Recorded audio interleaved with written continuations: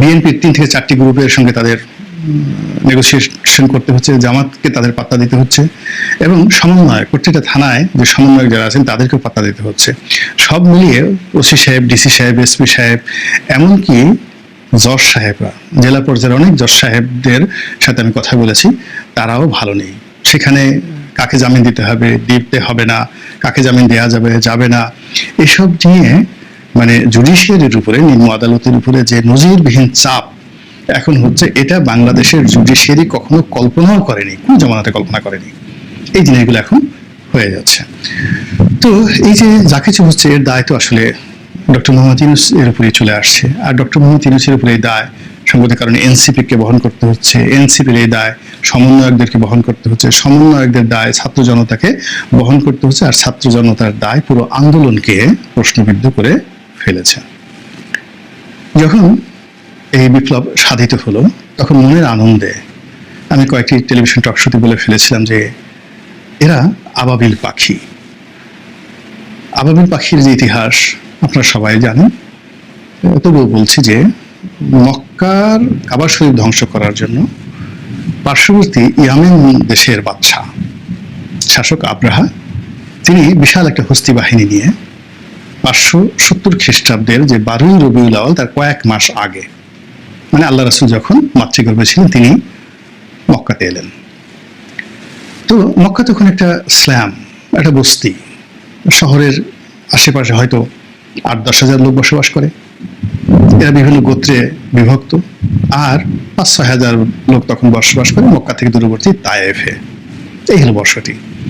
তো সেখানে মক্কার যে সকল গোত্রগুলো রয়েছে, একটা গোত্রে 2000, 1500, 2000 মানে লোক আছে। আপনি চিন্তা করেন যে মক্কার যে সামরিক শক্তি, সর্বোচ্চ সামরিক শক্তি আমরা দেখতে পাই উহুদের যুদ্ধে, যেখানে সাকুল্যে তারা 3000 যোদ্ধা অংশগ্রহণ করেছিল সেখানে। এটা হলো মক্কার সর্বোচ্চ সামরিক শক্তি, এবং এই সামরিক শক্তি 3000 যোদ্ধাকে অর্গানাইজ করার জন্য তাদেরকে তায়েফ এবং অন্যান্য দূরবর্তী অঞ্চল যাদের সঙ্গে বন্ধুত্ব ছিল কুরাইশ, তাদের কাছ থেকে সৈন্য তাদেরকে সংগ্রহ করতে হয়েছিল। তো এরকম একটি এলাকা, সেই এলাকাতে মূলত তলোয়ার, তীর, পাথর এগুলোই ছিল মূলত যুদ্ধাস্ত্র।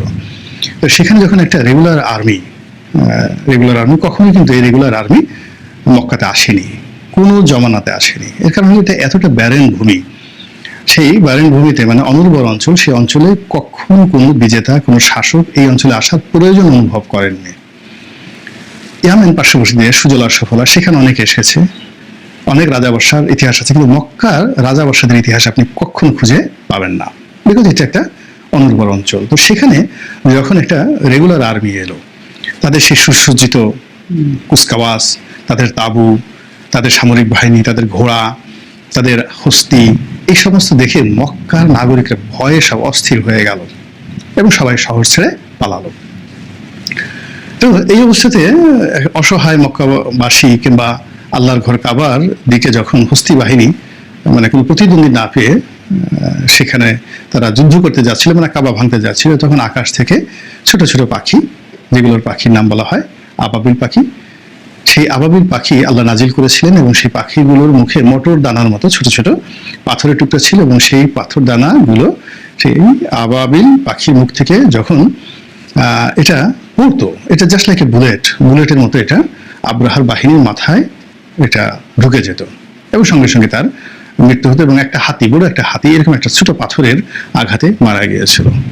তো এরকম মানে অলৌকিক যে ঘটনা, যেটি পবিত্র কালামের পাখি আল্লাহ রাব্বুল আলামিন সূরা ফিলে বর্ণনা করেছেন অসাধারণভাবে। আলাম তারা কাইফা ফালা রব্বুকা বিআসহাবিল ফিল, হে নবী আপনি কি দেখেন সেদিন সেই হস্তি বাহিনীর কি দশা করেছিলাম?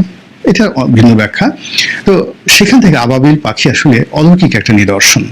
তো সেই ক্ষেত্রে আমরা যারা প্রচলিত রাজনীতি করি, আমরা যারা নিজেদেরকে সাহসী মনে করি, লড়াই সংগ্রাম করতে যারা কখনো পিছপা হয়নি, তারাও শেখ হাসিনার ভয়ে, যন্ত্রণায় রীতিমতো একেবারে নির্বিষ হয়ে পড়েছিলাম 2024 সনের জুলাই আগস্টের দিকে, এবং আমাদের মনে হতো যে না, কিছু হচ্ছে না। ঠিক সেই সময়টিতে আসলে এই যে ছাত্র জনতার অভ্যুত্থান, সামনে যারা এগিয়ে এসেছেন, তাদের সবকিছু আমার কাছে মনে হয়েছে অলৌকিক।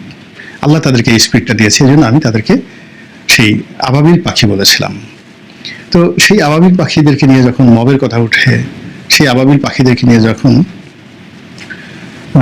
যাকে বলা হয় চাঁদাবাজির কথা উঠে, তাদেরকে নিয়ে যখন ব্যঙ্গ বিদ্রুপ করা হয়, তাদেরকে নিয়ে যখন টিকটকাররা ভিডিও তৈরি করে চান্দা ভাই নামে, এবং সেই চান্দা ভাইয়ের ভিডিও দেশ বিদেশে কোটি কোটি লোক দেখে, দেশের প্রধানতম পত্রিকাগুলো যখন চান্দা ভাইদেরকে নিয়ে শিরোনাম করে, সম্মতি কারণেই ওই যে আবাবিল পাখিদের মুখের দিকে তাকালে এখন যে তাদের তেলে ঝুলে তাদের যে অবস্থা হয়েছে ওটা মনে পড়ে না, বরং তাদের সেই অসহায় মুখগুলো, ডিবি অফিসের অসহায় মুখগুলো, রাজপথের গর্জনগুলো, তাদের আকুতিগুলো, তাদের চেষ্টাগুলো, তাদের লড়াইগুলো, সংগ্রামগুলো আমার বারবার মনে পড়ে। এবং আফসোস হয় যে এই জমিনের পরিবেশ কেন এত খারাপ, এই ক্ষমতার যে দম্ভ এটা কেন মানুষকে বিপদগামী করে, যেখানে স্বর্গীয় আবাবিল পাখি এখানে এসে আজাজিল হয়ে যায়।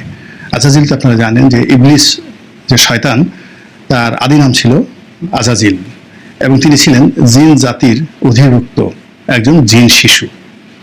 তো সেই জিন শিশু দীর্ঘদিন ইবাদত এবং বন্দেগী করে সমস্ত ফেরেশতাদের ইবাদত এবং বন্দেগী তিনি ছাড়িয়ে গিয়েছিলেন। তার যে নলেজ, তার যে জ্ঞান, সীমাহীন জ্ঞানের কারণে তিনি সেই ফেরেশতাদের সর্দারে রূপান্তরিত হয়েছিলেন, এবং ফেরেশতারা তাকে সর্দার হিসেবে মেনে নিয়েছিলেন এবং আল্লাহর কাছে প্রার্থনা করে তাকে সর্দার হিসেবে মনোনীত করেছিলেন, সেই সর্দারে ফেরেশতা।